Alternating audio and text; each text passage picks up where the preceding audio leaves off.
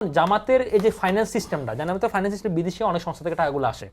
এখন আপনাকে এটা মাথা রাখতে হবে, পৃথিবীতে কেউ কারণ বিনা টাকা দেয় না, পৃথিবীতে অর্থনীতি ডিপ্লোম্যাটিক রিলেশন এভাবে চলে না।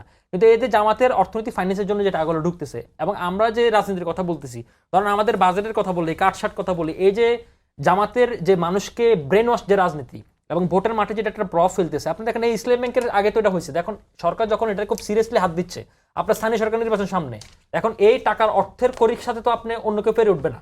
আমি ইলেকশন, সাপোজ আমি স্থানীয় সরকার ইলেকশন করতে যাবো, তাহলে আমি তার সাথে পেরে উঠবো না। এখন সরকার যখন এই সিরিয়াস জিনিসটা হাত দিচ্ছে, তখন তো জামাত তেলে বেগুন উঠতেছে, কারণ এই ইসলাম ব্যাংক হচ্ছে কি জামাতের হরমুজ প্রণালী। ট্রাম্পের যেরকম হরমুজ প্রণালীর মাথা খারাপ হয়েছে, জামাতের এরকম হরমুজ প্রণালীতে হাত দিচ্ছে, এই কারণে জামাতের মাথা খারাপ হয়ে গেছে।